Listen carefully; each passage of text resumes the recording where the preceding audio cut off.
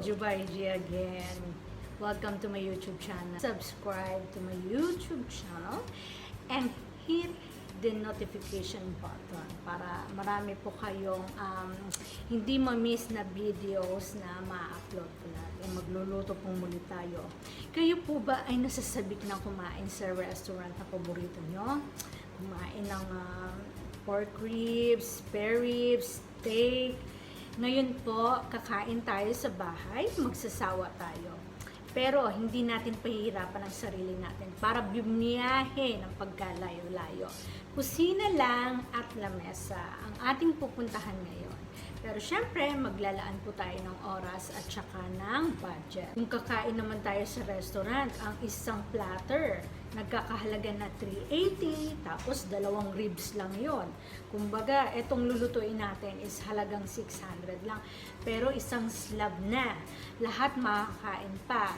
Tapos meron po tayong ilulutong potatoes na partner po dun sa pork ribs na ituturbo po na. Medyo magkakaroon po tayo ng wisdom ngayon kasi syempre kahit papano gusto pa rin naman natin kumain sa labas. Pero kung iisipin po natin, napaka delikado at saka hindi mo may enjoy ang pagkain sa labas kasi naisip mo baka mamaya may virus to, baka may virus to. Pues mag-grocery na lang po kayo. Tapos lutuin na lang sa bahay. Kaya ngayon, ang papakita ko po sa inyo ay ang pork ribs. Tuturbo po natin ito, kakailanganin po natin ng isang appliances, which is sana meron po kayo, or kung wala, pwede naman po sa oven, or kung wala pa rin sa oven, pwede naman po natin ihawin. Ipa-partner na rin po natin. Instead na mashed potato salad.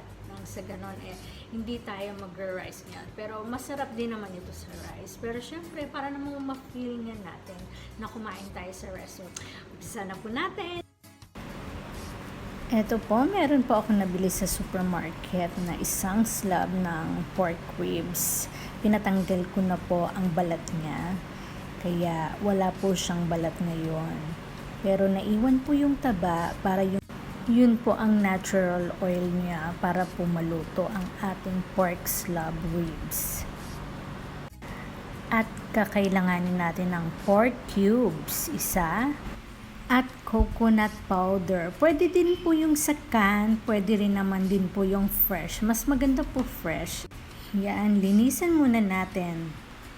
Heto po, nilagyan ko po ng 3 cups ng water ang ating casserole.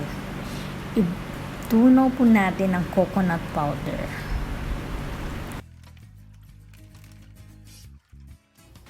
Yan, ilalagan natin ang buong slab ng ribs para lumambot siya 30 minutes or more than 30 minutes para malambot na malambot. Ilagay na rin natin ang cubes.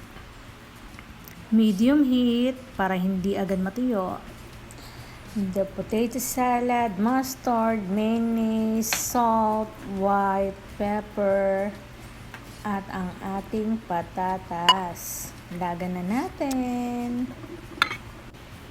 Yeah, we'll see. Ayan, i-flip lamang natin ng another 20 minutes each. Siguraduhin natin malambot na. Ayan, malambot na. Pwede na siya. Yan, ready naman po natin ang kanyang barbecue steak sauce. Ito po nagustuhan ko Mother's Best kasi malasa po siya. Unlike po sa A1 na parang napaka-asim, ito po tama lang yung blend po niya. Kaya sana magustuhan nyo rin. Yan, lagay lamang po natin siya sa lagayan para madali po i-spread. Yan, slice lamang po natin ang ribs para pumasok po yung sauce niya doon sa loob ng kanyang ribs. Spread all the way. Yan. Maganda po yung may taba, yung pinaka-ribs, para medyo juicy talaga siya pag naluluto. Yun yung pinaka-oil niya, natural oil ng pork slab ribs natin. Lagyan naman po natin lahat ng pwedeng malagyan. Next, i-ready naman na po natin ang ating turbo broiler. Reheat po natin siya ng 220 degrees, about 5 minutes.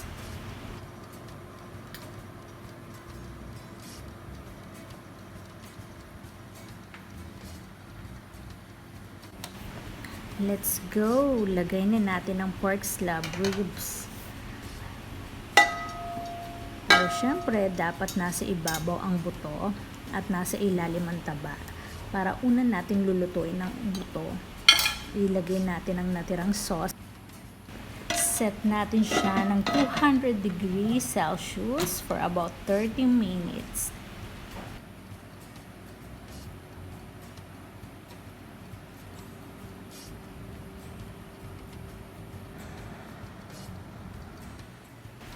Let's give a break. Isahan na natin ang pag-slice ng ating patatas. Dapat isama natin ang balat kasi maganda rin sa diet natin ang balat ng patatas. I-cubes natin para medyo chunky ang ating kakainin. Remember, ilagay na natin ang ating mga ingredients, mayonnaise, mustard. Alam niyo maganda ang mustard kasi pantanggal siya ng umay. Promise, hindi po siya maglalasang mustard.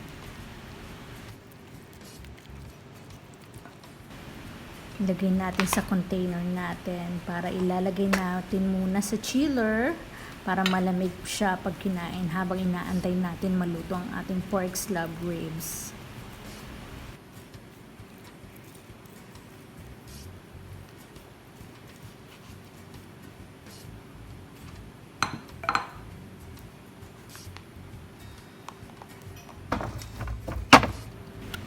Ayan, after 30 minutes, okay na po yung buto niya. Spread lamang natin siya ng barbecue sauce at ibalik na rin po natin. Sa ganun, maluto naman sa kabila. Tapos, lagyan ulit natin ng sauce. Tapos, another 40 minutes, 175 degrees Celsius naman tayo. Ayan na, mukhang okay na ang ating pork slab ribs. Ang bango-bango. Kaya i-ready na natin siya sa ating platter. Ayan, for the last time, spread ulit natin siya ng barbecue sauce para lahat ma-penetrate. Pwede rin po ninyo lagyan habang kumakain tayo ng pork ribs para mas saucy. Then, for the last time, garnish spring onion.